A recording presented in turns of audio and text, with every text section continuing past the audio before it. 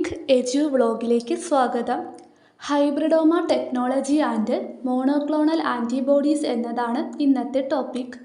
നിങ്ങൾ ആദ്യമായാണ് ഈ ചാനൽ കാണുന്നതെങ്കിൽ ദയവായി സബ്സ്ക്രൈബ് ചെയ്യുക. HSA നാച്ചുറൽ സയൻസ് സിലബസിൽ ആകെ 8 മോഡ്യൂളാണ് ഉള്ളത്. അതിലെ 3rd module cell and molecular biology, genetics, biotechnology and bio informatics.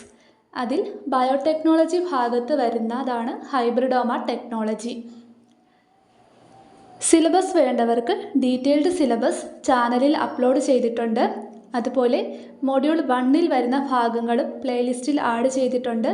അത് കാണാത്തവർ അതോടെ കാണുക. അപ്പോൾ നമുക്ക് വീഡിയോയിലേക്ക് പോകാം.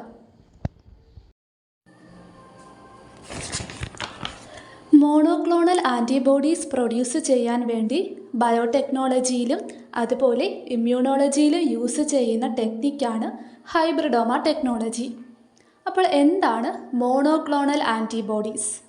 മോണോക്ലോണൽ ആൻറ്റിബോഡീസ് എന്ന് പറയുന്നത് ഒരു single clone of B cells produce ചെയ്യുന്ന ആൻറ്റിബോഡീസാണ്. അതായത് ഇവ ഹൈലി സ്പെസിഫിക് ആയിരിക്കും. ടാർഗറ്റ് ആൻറ്റിജനിലെ സ്പെസിഫിക് എപ്പിടോപ്പിനെ ആയിരിക്കും ഇവ റെക്കഗ്നൈസ് ചെയ്യുക.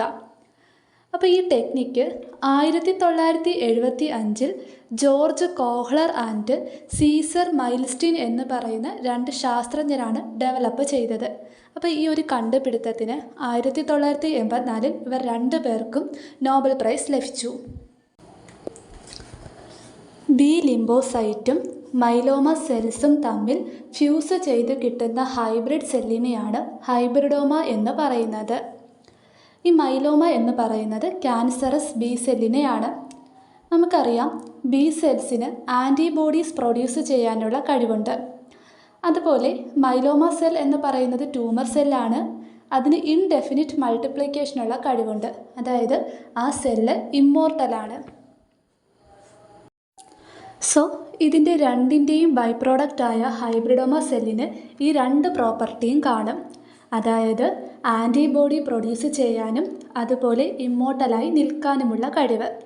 ഇത്തരം ഹൈബ്രിഡോമ സെല്ലുകളെ ഇൻവിട്രോ ആയോ അല്ലെങ്കിൽ ഇൻവിവോ ആയോ കൾച്ചർ ചെയ്ത് അതിൽ നിന്നും മോണോക്ലോണൽ ആൻറ്റിബോഡീസ് പ്രൊഡ്യൂസ് ചെയ്യുന്ന പ്രക്രിയയാണ് ഹൈബ്രിഡോമ ടെക്നോളജി. ഹൈബ്രിഡോമ ടെക്നോളജി എന്താണെന്ന് ഇപ്പോൾ മനസ്സിലായി കാണും അല്ലേ? ഇനി നമുക്ക് ഇതിൻ്റെ സ്റ്റെപ്സ് അല്ലെങ്കിൽ പ്രൊസീജിയർ എന്താണെന്ന് നോക്കാം. ഹൈബ്രിഡോമ ടെക്നോളജിയിൽ ആകെ 6 സ്റ്റെപ്സാണ് ഉള്ളത്. അതിലാദ്യത്തേത് ഇമ്മ്യൂണൈസേഷൻ ഓഫ് സ്പെസിഫിക് അനിമൽ. രണ്ടാമത്തേത് isolation of myeloma cells. 3 fusion of spleen cell and myeloma cell. 4 selection of HAT medium. 5 isolation of hybridoma cell. Last screening of hybridoma cell. ഇനി നമുക്ക് ഓരോന്നും എന്താണെന്ന് വിശദമായി തന്നെ നോക്കാം. ഏത് ആൻറ്റിജന് എഗെയിൻസ്റ്റ് ആയിട്ടാണോ മോണോക്ലോണൽ ആൻറ്റിബോഡീസ് വേണ്ടത് ആ ആൻറ്റിജനെ സ്പെസിഫിക് അനിമലിൽ ഇൻജെക്റ്റ് ചെയ്ത് അതിനെ ഇമ്മ്യൂണൈസ് ചെയ്യുക എന്നതാണ് ആദ്യത്തെ സ്റ്റെപ്പ്. ഇതിനായി മൈസ് പോലെയുള്ള അനിമൽസിനെയാണ് യൂസ് ചെയ്യുന്നത്.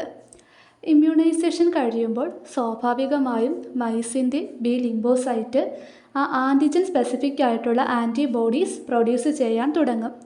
തുടർന്ന് മൈസിൻ്റെ സ്പ്ലീനിൽ നിന്നും ഈ ബി ലിംബോസൈറ്റിനെ ഐസൊലേറ്റ് ചെയ്തെടുക്കും.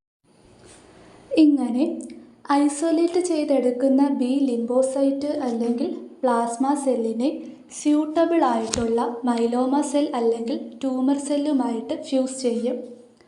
ഈ ഫ്യൂഷന് വേണ്ടി പോളി എത്തിലിൻ ഗ്ലൈക്കോൾ അല്ലെങ്കിൽ പെഗ് ആണ് യൂസ് ചെയ്യുന്നത്. അപ്പോൾ എന്തിനാണ് മൈലോമ സെല്ല് തിരഞ്ഞെടുക്കുന്നത്? 2 കാരണം കൊണ്ടാണ് മൈലോമ സെൽസിനെ സെലക്ട് ചെയ്യുന്നത്. ഒന്ന്, ഇവയ്ക്ക് സ്വന്തമായി ആൻറ്റിബോഡീസ് പ്രൊഡ്യൂസ് ചെയ്യാനുള്ള കഴിവില്ല. അതുപോലെ മൈലോമ സെൽസ് എന്ന് പറയുന്നത് HGPRT നെഗറ്റീവാണ്. സോ നമുക്ക് ഹൈബ്രിഡ് സെൽസിനെ ഈസി ആയിട്ട് സെലക്ട് ചെയ്യാൻ കഴിയും. എല്ലാത്തിൻ്റെ ഫുൾ ഫോം വളരെ ഇമ്പോർട്ടൻ്റ് ആണ്. പെഗ്, പോളി എത്തിലിൻ ഗ്ലൈക്കോൾ, അതുപോലെ HGPRT നെഗറ്റീവ്, അതായത് ഹൈപ്പോസാന്തിൻ ഗോനിൻ, ഫോസ്ഫോറൈബോസൈൽ ട്രാൻസ്ഫെറൈസ്. ഇതെല്ലാം ഓർത്ത് വയ്ക്കണം, വളരെ ഇമ്പോർട്ടൻ്റ് ആണ്. അങ്ങനെ HGPRT നെഗറ്റീവായിട്ടുള്ള മൈലോമ സെൽസിനെ HGPRT പോസിറ്റീവായിട്ടുള്ള ബി ലിംബോസൈറ്റുമായിട്ട് ഫ്യൂസ് ചെയ്യുമ്പോൾ റിസൾട്ടിംഗ് പോപ്പുലേഷനിൽ 5 ടൈപ്സ് ഓഫ് സെൽസ് ആണ് ഉണ്ടാവുക. അതായത് fused plasma cells, fused myeloma cells, hybridoma cells, unfused plasma cells and unfused myeloma cells. നമുക്ക് കിട്ടിയ സെൽ പോപ്പുലേഷനെ ഇനി ഹാറ്റ് മീഡിയത്തിൽ കൾച്ചർ ചെയ്യുക എന്നതാണ് നെക്സ്റ്റ് സ്റ്റെപ്പ്. ഹാറ്റ് എന്നാൽ ഹൈപ്പോസാന്തിൻ, അമിനോപ്റ്ററിൻ, തൈമിഡിൻ. അപ്പോൾ പേര് സൂചിപ്പിക്കും പോലെ തന്നെ ഈ മീഡിയത്തിൽ അമിനോപ്റ്ററിൻ എന്ന് പറയുന്ന ഒരു ഡ്രഗ് ഉണ്ട്. അപ്പോൾ HGPRT നെഗറ്റീവായിട്ടുള്ള മൈലോമ സെൽസിനെ ഈ അമിനോപ്റ്ററിൻ കാരണം ഹാറ്റ് മീഡിയത്തിൽ ഡിവൈഡ് ചെയ്യാൻ കഴിയില്ല. നമുക്കറിയാം, സെൽസ് മൾട്ടിപ്ലൈ ചെയ്യുന്നത് new copy of DNA synthesise ചെയ്തുകൊണ്ടാണ്. അതിനുവേണ്ടി ന്യൂക്ലിയോടൈഡ്സ് പ്രൊഡ്യൂസ് ചെയ്യണം. ന്യൂക്ലിയോടൈഡിൻ്റെ സിന്തസൈസ് നടക്കുന്നത് 2 പാത്വേസിലൂടെയാണ്: salvage pathway and de novo pathway. ഇതിൽ സാൽവേജ് പാത്വേയിൽ ഓൾഡ് ന്യൂക്ലിയോടൈഡിൻ്റെ ഡീഗ്രേഡഡ് പാർട്ട് ഉപയോഗിച്ചാണ് പുതിയ ന്യൂക്ലിയോടൈഡ് സിന്തസൈസ് ചെയ്യുന്നത്. അതിന് HGPRT എൻസൈം ആവശ്യമാണ്. ഈ എൻസൈം ഹൈപ്പോസാന്തിനെയും തൈമിഡിനെയുമാണ് പ്രിക്കേഴ്സർസായി യൂസ് ചെയ്യുന്നത്. ഡീനോവോ സിന്തസൈസിൽ ഷുഗർ, അമിനോ ആസിഡ് പോലെയുള്ള ചെറിയ മോളിക്യൂൾസിൽ നിന്നും പുതിയ ന്യൂക്ലിയോടൈഡ് സിന്തസൈസ് ചെയ്യും. ഇതിന് ഡൈഹൈഡ്രോഫോളേറ്റ് എൻസൈം ആവശ്യമാണ്. ഹാറ്റ് മീഡിയത്തിൽ അമിനോപ്റ്ററിൻ ഉള്ളത് കാരണം സെൽസിന് ഡീനോവോ സിന്തസൈസ് വഴി ന്യൂക്ലിയോടൈഡ് സിന്തസൈസ് ചെയ്യാൻ കഴിയില്ല. കാരണം ഡീനോവോ സിന്തസൈസ് നടക്കാൻ ഡൈഹൈഡ്രോഫോളേറ്റ് എൻസൈം വേണമെന്ന് പറഞ്ഞു. എന്നാൽ ഹാറ്റ് മീഡിയത്തിലുള്ള അമിനോപ്റ്ററിൻ ഡ്രഗ് ഈ ഡൈഹൈഡ്രോഫോളേറ്റ് എൻസൈമിനെ ബ്ലോക്ക് ചെയ്യും. അതുകാരണം സെൽസിന് ഡീനോവോ സിന്തസൈസ് വഴി ന്യൂക്ലിയോടൈഡ് സിന്തസൈസ് ചെയ്യാൻ കഴിയില്ല. സാൽവേജ് പാത്വേ നടക്കാൻ HGPRT എൻസൈം വേണമെന്ന് പറഞ്ഞല്ലോ. മൈലോമ സെൽസ് HGPRT നെഗറ്റീവാണ്. അത് കാരണം അതിനും ഹാറ്റ് മീഡിയത്തിൽ ഡിവൈഡ് ചെയ്യാൻ കഴിയില്ല. ബി സെൽസ് HGPRT പോസിറ്റീവാണ്. സോ അവയ്ക്ക് ഡിവൈഡ് ചെയ്യാൻ കഴിയും. പക്ഷെ നമുക്കറിയാം, ബി സെൽസിന് ടിഷ്യൂ കൾച്ചറിൽ ലോങ് പീരീഡ്സ് ഓഫ് ടൈം നിലനിൽക്കാൻ കഴിയില്ല. സോ അവ എന്ത് ചെയ്യും? ഇവഞ്ച്വലി ഡെഡ് ആവും. അതായത് ഹാറ്റ് മീഡിയത്തിൽ ഹൈബ്രിഡോമ സെൽസിന് മാത്രമേ സർവൈവ് ചെയ്യാൻ കഴിയുള്ളൂ. ഇപ്പോൾ മനസ്സിലായില്ലേ എന്തിനാണ് ഹാറ്റ് മീഡിയം കൾച്ചറിന് വേണ്ടി ഉപയോഗിക്കുന്നതെന്ന്?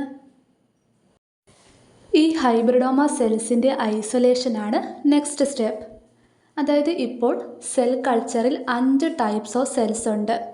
അതിൽ ഫ്യൂസ്ഡ് പ്ലാസ്മയും അൺഫ്യൂസ്ഡ് പ്ലാസ്മയും HGPRT പ്രസൻ്റ് ആണ്. പക്ഷേ അവയ്ക്ക് ഒത്തിരി നേരം സെൽ കൾച്ചറിൽ സർവൈവ് ചെയ്യാൻ കഴിയില്ല. അവ എന്ത് ചെയ്യും? ഡെഡ് ആകും. ഫ്യൂസ്ഡ് മൈലോമയും അതുപോലെ അൺഫ്യൂസ്ഡ് മൈലോമയും HGPRT ആബ്സെൻ്റ് ആണ്. സോ അവയ്ക്കും സർവൈവ് ചെയ്യാൻ കഴിയില്ല. അതായത് ഇതിലിപ്പോൾ ഹൈബ്രിഡോമ മാത്രമാണ് സർവൈവ് ചെയ്യുന്നത്. ഈ സെല്ലിനെ നമ്മളിനി ഐസൊലേറ്റ് ചെയ്തെടുക്കും. സ്ക്രീനിങ് ഓഫ് ഹൈബ്രിഡോമ സെല്ലാണ് ലാസ്റ്റ് സ്റ്റെപ്പ്. ഐസൊലേറ്റ് ചെയ്ത ഹൈബ്രിഡോമ സെല്ലിനെ ഡൈലൂട്ട് ചെയ്ത് ഓരോ സെല്ലിനെയും ഓരോ മൈക്രോവെല്ലിലായി ഡിസ്ട്രിബ്യൂട്ട് ചെയ്യും. ഈ സെല്ല് പിന്നീട് ഗ്രോ ചെയ്തിട്ട് കൾച്ചർ മീഡിയത്തിലേക്ക് ആൻറ്റിബോഡി സെക്രീറ്റ് ചെയ്യാനായി തുടങ്ങും. ഫസ്റ്റ് സ്റ്റെപ്പിൽ നമ്മളൊരു മൈസിനെ ഇമ്മ്യൂണൈസ് ചെയ്തില്ലേ? ആ സെയിം ആൻറ്റിജൻ സ്പെസിഫിക് ആയിട്ടുള്ള ആൻറ്റിബോഡിയാണ് പ്രൊഡ്യൂസ് ചെയ്യുന്നതെന്ന് ഉറപ്പുവരുത്താനായിട്ട് എലൈസ പോലെയുള്ള അസ്സേയാണ് ചെയ്യുന്നത്. എലൈസ എന്ന് പറയുന്നത് മോസ്റ്റ് സെൻസിറ്റീവ് അസ്സേയാണ്. അപ്പോൾ ഈ എലൈസ ടെക്നിക്കിനെ പറ്റി നമ്മളൊരു വീഡിയോ ചെയ്യുന്നുണ്ടായിരിക്കും. അങ്ങനെ ആൻറ്റിജൻ സ്പെസിഫിക് ആയിട്ടുള്ള ആൻറ്റിബോഡീസാണ് ആ സെൽസ് പ്രൊഡ്യൂസ് ചെയ്യുന്നതെന്ന് ഉറപ്പ് വരുത്തുകയും തുടർന്ന് ആ സെൽസിനെ ഐസൊലേറ്റ് ചെയ്ത് ക്ലോൺ ചെയ്യുകയും ചെയ്യും. അങ്ങനെ ഹൈബ്രിഡോമ ക്ലോൺ കിട്ടിക്കഴിഞ്ഞാൽ പിന്നെ അതിനെ മൾട്ടിപ്ലൈ ചെയ്യുന്നത് ഒന്നുകിൽ ഇൻവിട്രോ അല്ലെങ്കിൽ ഇൻവിവോ ആയിട്ടായിരിക്കും. ഇൻവിവോ എന്നതുകൊണ്ട് ഉദ്ദേശിക്കുന്നത് ഹൈബ്രിഡോമ സെൽസിനെ ഐസോജനിക് അനിമൽസിൻ്റെ പെരിറ്റോണിയൽ ക്യാവിറ്റിയിലേക്ക് ഇഞ്ചെക്റ്റ് ചെയ്യും. തുടർന്ന് അസിറ്റിക് ഫ്ലൂയിഡ് കളക്ട് ചെയ്ത് അതിൽ നിന്നും ആൻറ്റിബോഡി സെപ്പറേറ്റ് ചെയ്യും. ഇൻവിട്രോ എന്നതുകൊണ്ട് ഉദ്ദേശിക്കുന്നത് ലാർജ് സ്കെയിൽ കൾച്ചർ സിസ്റ്റമാണ്. അതായത് സെൽസിനെ സ്യൂട്ടബിൾ ആയിട്ടുള്ള കൾച്ചർ മീഡിയത്തിൽ കൾച്ചർ ചെയ്യും. പിന്നീട് ഈ കൾച്ചർ പ്യൂരിഫൈ ചെയ്ത് അതിൽ നിന്നും മോണോക്ലോണൽ ആൻറ്റിബോഡീസ് കളക്ട് ചെയ്യും. അപ്പോൾ ഇത്രയുമാണ് ഹൈബ്രിഡോമ ടെക്നോളജി. സിമ്പിളാണ്. എന്തെങ്കിലും ഡൗട്ട് ഉണ്ടെങ്കിൽ കമൻറ്റായി ചോദിച്ചാൽ മതി. തുടർന്നും വീഡിയോ ഉണ്ടാകും. എല്ലാവരും സപ്പോർട്ട് ചെയ്യണം. Thank you.